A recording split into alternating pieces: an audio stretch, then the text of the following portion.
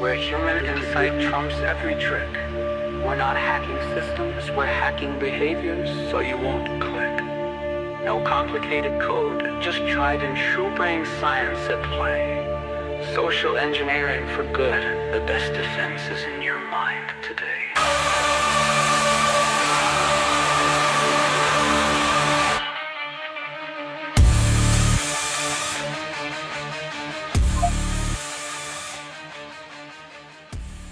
Welcome to Phishing for Answers. The opinions expressed here are solely those of the individuals involved and do not reflect the views of their employers. Get ready, because the next live episode of Phishing for Answers is starting right now with your host, Joshua Crumbaugh, the CEO of PhishFirewall. Psychology is the new firewall, where human insight trumps every trick. We're not hacking systems, we're hacking behavior so you won't click. Hello and welcome to another episode of Phishing for Answers. Today we've got Jalen Byford. He is the CIO of, we'll just call it Humana, Oklahoma. I forget the name of the company. It was a longer name in there. But I'm excited to talk with you. Tell us a little bit about yourself. Yeah, absolutely. So just do a quick sound check. Can you hear me okay? Yes, we can. Fantastic. So Jalen Byford, yeah, as you said, CIO of Humana Healthy Horizons in Oklahoma. And basically, just tickled to be here this morning. Thank you so much for taking some time and the invitation. Basically, I am the CIO, have been, for about 3 months. And, prior to that, I was actually also a CIO for a competing payer. It was actually Aetna. And before that, actually had been with the state of Oklahoma, as well as kind of on the flip side of the healthcare coin. I was actually on a provider side working with a large hospital in Oklahoma City as well for about 10 years. So very cool. So what got you into technology in the first place? Yeah, absolutely. So actually I would probably go back to even college, and I did not actually major in anything technology related in college. However, a lot of my friends did. I was a lot of my friends were actually computer science majors, and I opted to go kind of in the communications / organizational psychology route. And then actually after college, when I was looking for a job and found kind of the rude awakening that it probably happens to quite a few out there, that you may not be getting the job that you actually thought you were going to when you graduate. So I had taken a role that was very in the technology space, really just thinking that it was going to be a temporary endeavor. Right, this was years ago. I won't quite date myself, but as it turns out, it obviously has not been a temporary endeavor, and has become my career. So that was actually, I started out working in cellular, and basically became kind of a hybrid in the technology sector. At that point in time, they actually had kind of what was called a technology support representative, kind of bridging both the technology aspect as well as some customer service. So that actually, in hindsight, kind of equipped me fairly well, I think, kind of to pivot and go into the leadership realm of technology. But long way to get to that. Technology was not my plan, but it definitely has. It's become me, and love it, and I wouldn't do anything different. So I like what you said. You went to school for, organizational psychology, communications. I went to school for marketing, interestingly enough, and I found that a lot of what I learned applies to cybersecurity, in particular, the human element. When it comes to human error, it doesn't matter whether we're talking about somebody reusing the same password or clicking on a phish or writing insecure code. All of those things are sort of fall into that human error bucket. And so I've been focused heavily throughout my career on what I like to call social engineering for good. How do we really change people's behavior within organizations? And so with that, one of the formulas that I like to apply is B equals MAP, or MAP. And it just means, or stands for, really, behavior change happens when you get motivation plus ability plus prompting. And so I thought maybe we could just break it down into each one of those sort of swim lanes and talk about it. I think motivation is a great place to start, because getting the person to care about why and to get them motivated in the first place is that first step. So do you have any tips in how you motivate people to care a little bit more about security and go a little slower and avoid those mistakes? Yeah, yeah, absolutely. And there's can be, I think, a lot to kind of unpack there. However, at its core, I think that in my experience, that people are not natively not wanting to help and really be compliant. They just don't know, right? And so I think at least the initial offering is definitely education. But my caveat to that is also education that is, maybe somewhat more tailored to the audience that you're speaking up to. And because, in whether you're talking about password security and safety, whether you're talking about some things that are just good habits to avoid, going to websites that might get you compromised, or, clicking on that, the wrong email link. Basically, I think at its core, some of the I guess maybe the campaigns in previous years that really kind of leaned into the scare factor, albeit maybe effective, I don't think are the best way to kind of go. If it's, explaining exactly, okay, so this is what can happen.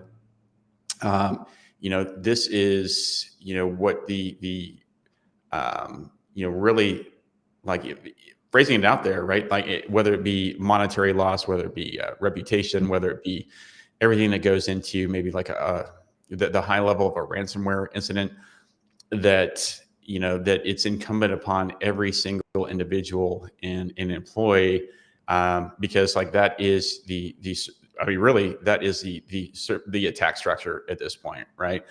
All it takes is that that clicking that link, and setting up a cascade of really just awful things that can occur.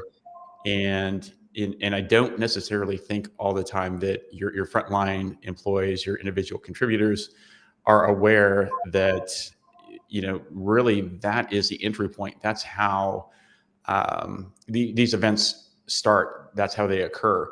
I think that some employees think, the hackers, they think that these are really complex things that occur in the middle of the night, right? And it involves somebody in a hoodie that's in the dark, that's hacking systems, as opposed to someone who's maybe leaning on and using AI tools that are out there on the dark web now, that make very convincing and compelling emails that sound like they're from that individual's boss. That's the reality, that that you may not have this criminal mind CSI, going back to the aughts kind of hacker out there. You have somebody who is utilizing tools that are readily accessible, fairly cheap, and that makes someone who might not have the biggest skill set very effective in crafting an email that looks like it's from somebody else, that for whatever purpose there might be, right? So I think at its core, just having an educational campaign that really level sets and tells the reality of the situation in 2025. That the AI has supercharged some of the emails and some of the now smishing campaigns that are out there, and the intersection of what I think that what happened with COVID and the remote work and the amount of people who are still actually working remotely has really kind of muddied the water, because now you have people accessing their personal accounts, if still allowed, on their work assets, or vice versa. Yeah. So I like all of those things. I will say, just adding to it a little bit, one of the things that I found to be really effective in driving motivation, is just connecting it to their personal lives. So it's, giving them tips to help secure their elderly parents, giving them tips to help, keep their children safe on Roblox or whatever it happens to be, right? Those types of things, to me, really help motivate that employee and make it more real. The other thing that I like to use is, well, really one of the same tactics that the bad guys use against us. So social proof.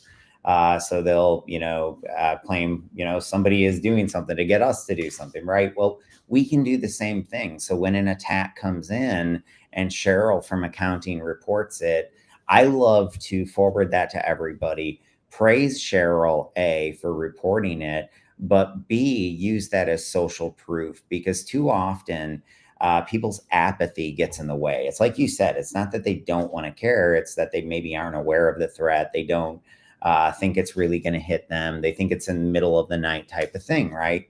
So by using this example, not only do I get to make Cheryl feel really good about herself, but on top of that, I am encouraging everybody to report, and that's important in and of itself. But there's also that added aspect of social proof, because it's not just some random attack now. It's something that targeted somebody that I know, that I work right down the hall from. And I think that can help out a lot.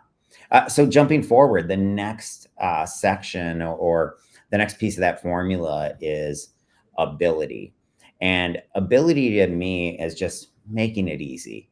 And I love the new trend that we see in security, where people have finally realized that when security is the easiest option, it becomes the default option. And so we've seen that time and time again, like with Google's MFA rollout that they did. But I'm curious what your thoughts are, and what are some of the things that you're excited about in ways that you can make security easier for the user.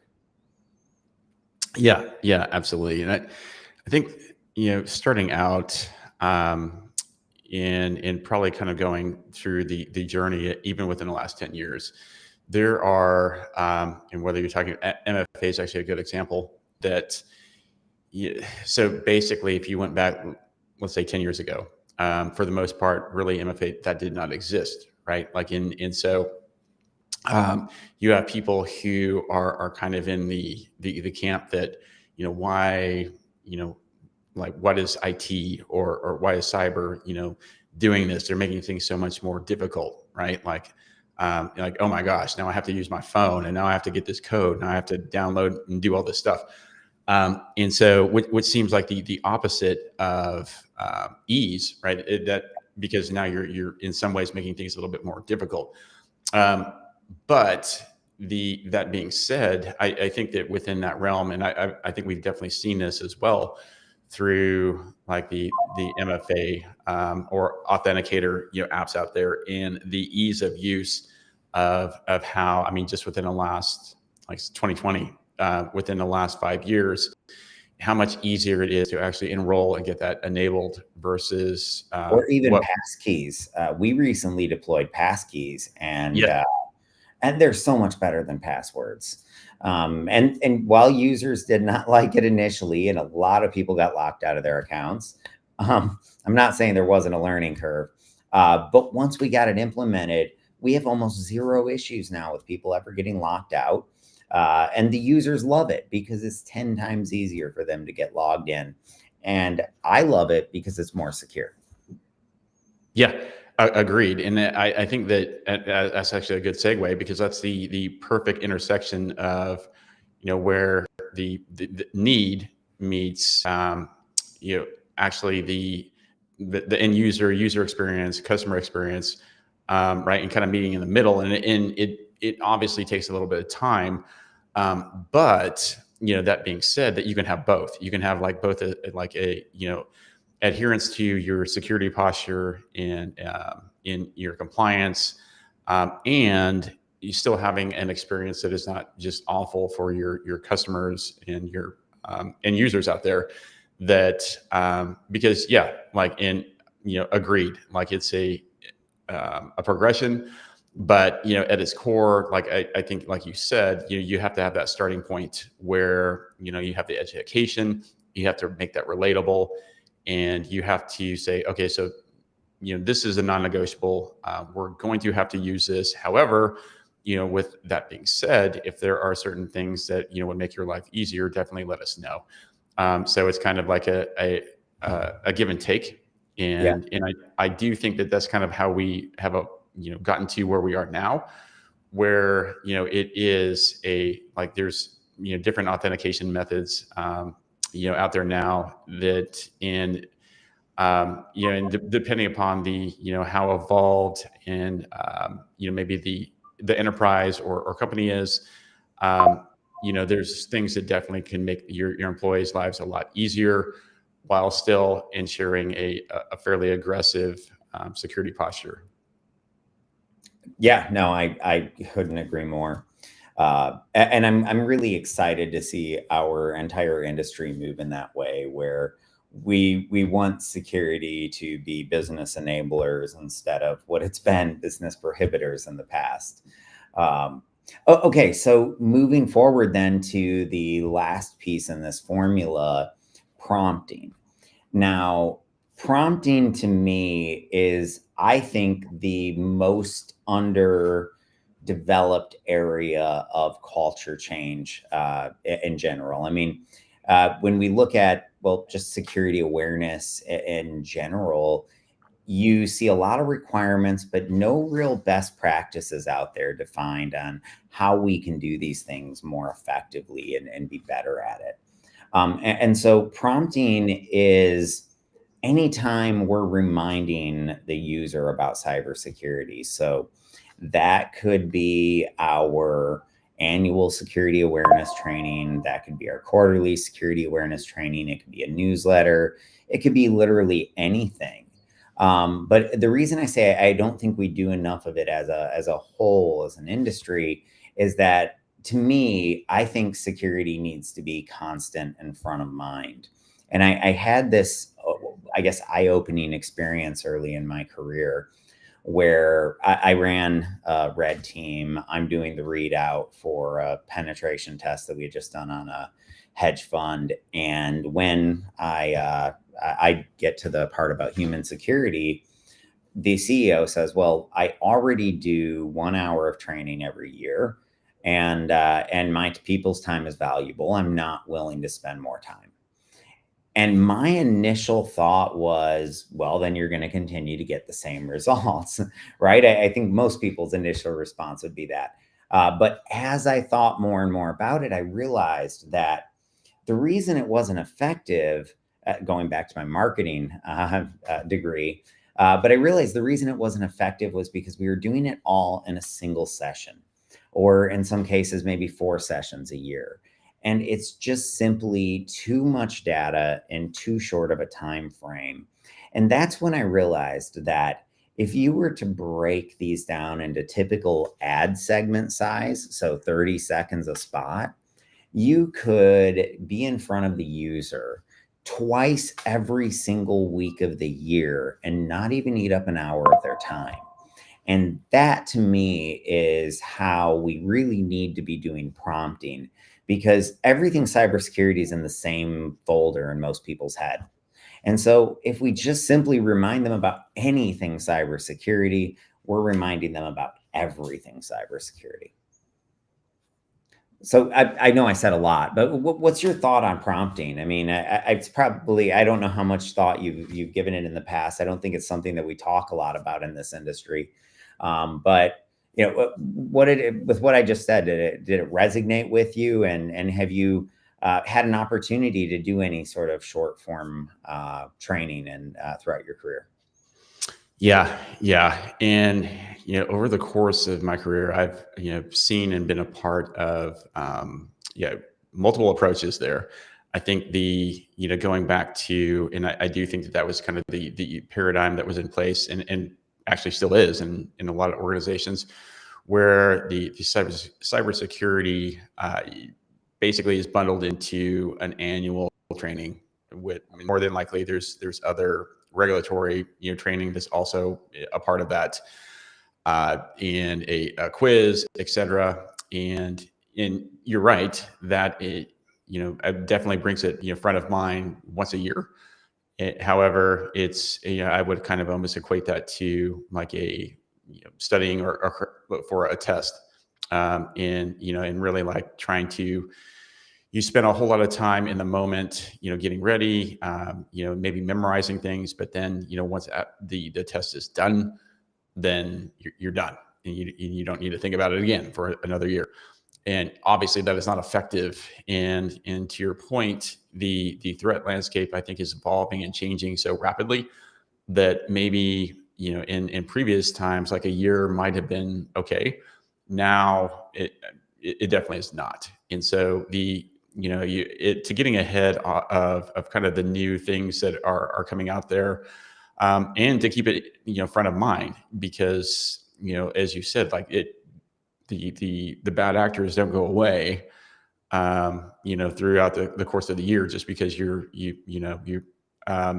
they're always out there, right? And so I do think, and I actually have seen that as well, almost like an advertising spot, right? Where, if in your IT, your general IT communications and whatnot, also keeping a little section for your cybersecurity that, and also giving a little plug for, whatever the message needs to be, whether that is, identifying, emails that, are, phishing emails, or, kind of some of the new trends, smishing. I mean, that's huge right now as well. But really, yeah, like as you said, being top of mind, that the security and having a security mindset is like first and foremost, and really it is. I would argue that even the amount of money spent on a campaign like that, through whatever media you choose, is going to be far less than the cost of if you actually do have a cyber event, even if it's not the worst case scenario, and a ransomware or encryption type incident. It's still going to be costly in terms of hours spent, root cause, mitigation. Kind of the list goes on and on. So I do think it behooves organizations to invest in and definitely kind of keep that dialogue moving throughout the entire year, and just not having a once a year plug for, oh, well, it's cyber again. Here it comes. Yeah. No, I agree completely. I think that, phishing, or this new AI driven phishing is a great example. Just a few years ago, spelling and grammatical errors were still a very legitimate sign of phishing. Nowadays, if anything, that's a sign that it's a real human behind it, instead of phishing. And so, I mean, things are just changing at a dramatic pace. Interesting. So, any other sort of best practices that you might have, or tips or tricks that you might have for people out there that we haven't covered yet? Yeah, I mean, really, in that educational campaign, I think the sweet spot is definitely in the middle. So you of course do have your regulatory trainings, which more than likely, there's probably some cybersecurity insurance policies that require kind of et cetera. So obviously not doing away with that. However, getting and making things fun, right? Like whether even like love this format, right? And because now with some of the other AI tools like Notebook LM, for instance, like the ability to get out there and actually make compelling content for employees that is out there, and it's fairly easy, right? So I don't think it has to be a dry, almost PowerPoint-esque, bullet pointed, this is cybersecurity, this is what you have to do. It can be in an engaging, fun, kind of endeavor. I mean, you can have like little cybersecurity cartoon people, right? Having vignettes, maybe some real like role playing, things to kind of get people a lot more engaged and maybe get out of the, this is, oh no, it's another, IT cybersecurity presentation, and with people just glossing over and really not paying attention. I think getting new novel ways to get the information out is probably going to be the way that things are going. And I'm glad, right? Because even if you look at like the way that the employees ingest trainings now, like whether it be like millennials, Gen Z, et cetera, that's looking differently than what it did in the past. And so I think that it's incumbent upon like IT leadership and whatnot to also be able to pivot and utilize some of the new cool tools that are out there, to engage. To that point, I do think that short form content is the new or the wave of the future. We see it everywhere. We're a TikTok society. They say the average attention span is now something like 4 seconds long. And it's shrinking because of I believe social media. Now that's my own hypothesis, but we have information overload with, thanks to AI and the internet and everything else, all of the social media apps. And so, people have gotten to the point where, they move on very, very quickly. And I think that we can play into that. And I don't think we have to do that once a year training just for compliance. I know, like my company, we offer a solution where you can do all of your compliance training while still keeping it with micro training.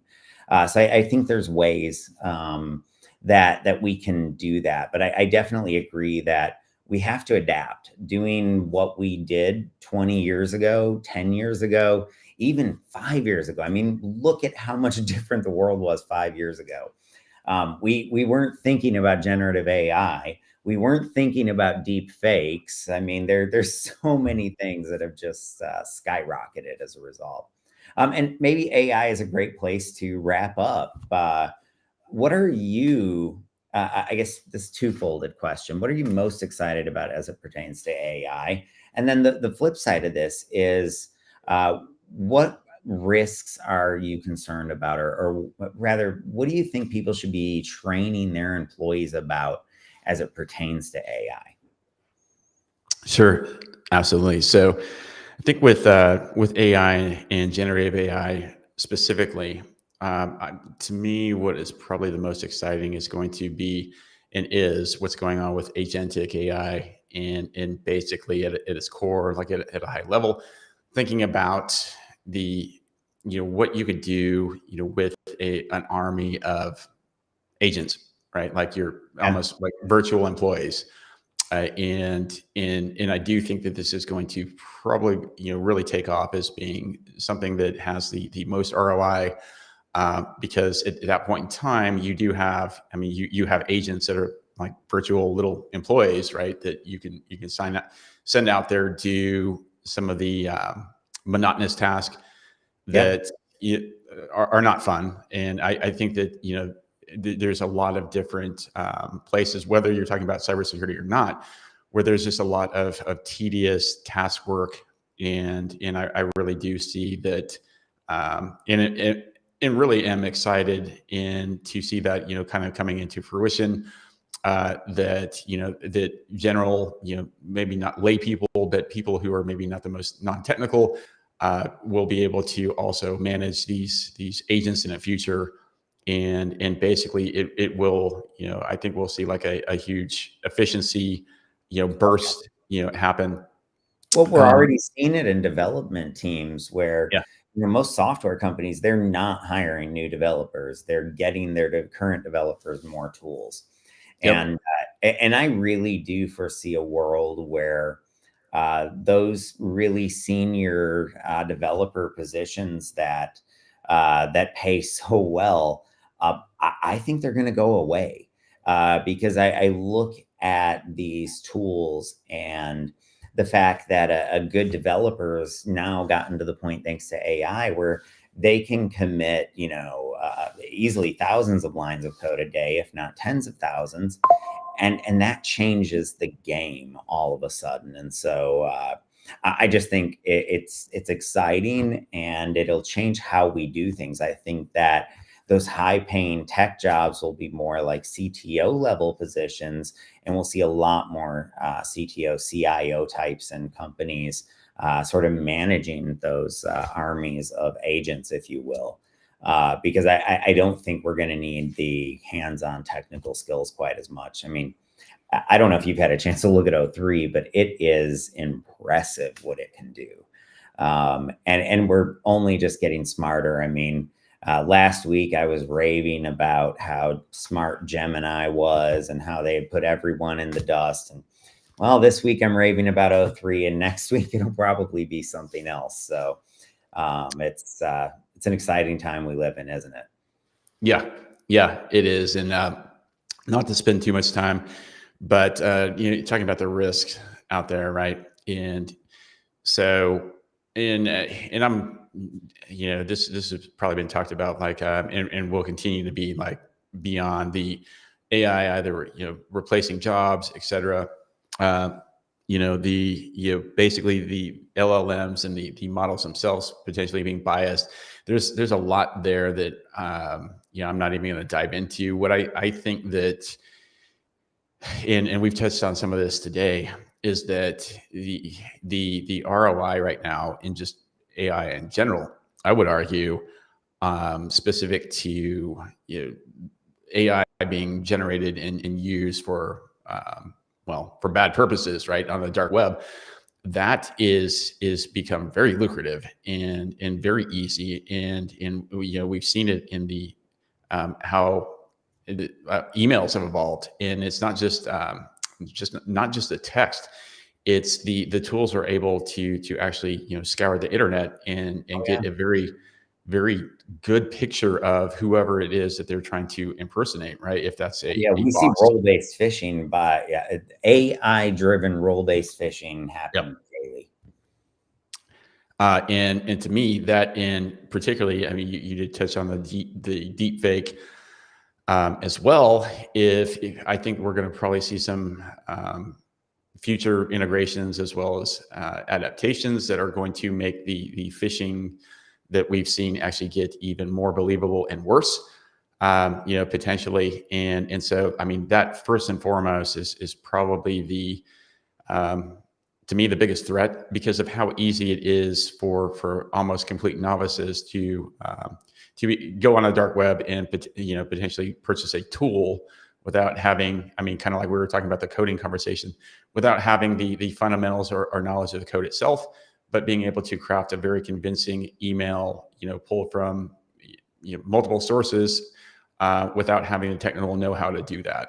And so, I mean, I think it's in that to kind of wrapping a nice little bow on our conversation here, does this kind of ramp up the need for continuing education and basically keeping that top of mind, because these threats evolve and are evolving quite rapidly, and I think we'll continue to do that. It's AI, and then it's AI fighting AI, right? But that is the reason I'm optimistic that we can get ahead, because the bad guys, if we do a good job of policing our models, The bad guys should not have access to the same level of intelligence around AI that the good guys will. I think this is the first time that we have an opportunity to outpace them. But I could just be overly optimistic. I've been accused of that before. So I love that. Well, so we're out of time today. Any last little bits of advice before we wrap up today's show? No, sir. I really appreciate being here. And, this has been awesome. Awesome. Well, thank you so much for those of you joining us live. We will see you again later this week, rather. Bye. Hey, it's me, your CFO. No time to ask, just wire $5 million.